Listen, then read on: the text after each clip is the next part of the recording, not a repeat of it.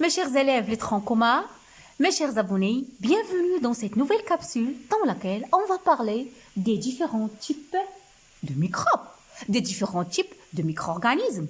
La dernière fois, on a expliqué la notion d'un micro-organisme. On a bien éclairci qu'est-ce qu'un micro-organisme, qu'est-ce qu'un microbe. C'est quoi un microbe, mes chers élèves? C'est quoi un micro-organisme? J'espère que vous avez bien saisi la notion. Un microbe, un micro-organisme, c'est un être vivant qui n'est pas visible à l'œil nu. C'est-à-dire, je ne peux pas le voir à l'œil nu. لا يمكن ملاحظته بالعين المجردة. Lorsque je peux le voir, je dois utiliser ce que j'appelle un microscope. Que ce soit un microscope optique, que ce soit un microscope électronique. Mes chers élèves, de nombreux microbes vivent dans notre environnement. Ils sont en permanence en contact avec notre organisme. Mais ce que vous devez savoir, on distingue 4 grandes catégories de micro-organismes. Vous devez connaître ça, vous devez le savoir. Quelles sont ces 4 catégories de micro-organismes? Ce sont les virus, les bactéries, les champignons microscopiques et les protozoaires. الفيروسات، البكتيريات، الفطريات المجهرية والحيوانات الأولية. Les virus. Les virus, mes chers élèves, ils ne sont pas constitués de cellules. Et je vais détailler ça dans les prochaines capsules, Inch'Allah. Ce sont des éléments faits d'une capsule en protéines contenant du matériel génétique.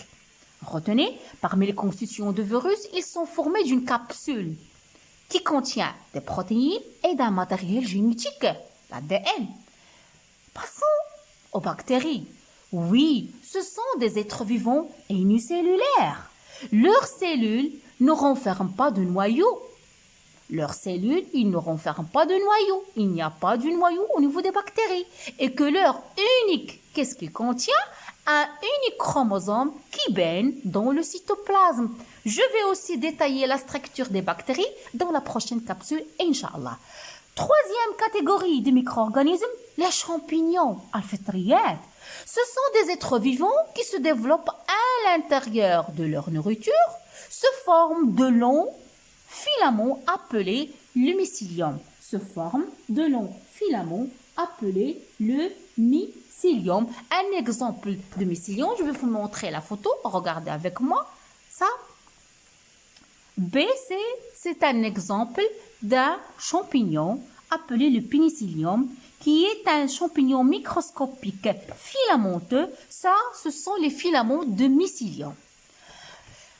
La dernière catégorie des micro-organismes, ce sont les protozoaires. الحيوانات الأولية. Ce sont des animaux unicellulaires. Ça veut dire quoi unicellulaire? C'est-à-dire qu'ils sont formés d'une seule cellule كائنات وحيدة الخلية. À titre d'exemple, trypanosome, plasmodium, les amibes. Vous connaissez les amibes et aussi la paramécie. Ma capsule touche à sa fin. J'espère que j'étais bref. Elle a été pour objectif pour cette capsule, c'est de vous expliquer les différentes catégories de micro-organismes. Retenez combien de micro-organismes on a dans la nature. Il existe 4 micro-organismes. Les virus, les bactéries, les champignons, les protozoaires. À la prochaine. Retenez bien ces notions. Je veux des bonnes notes. Je vous adore. À bientôt.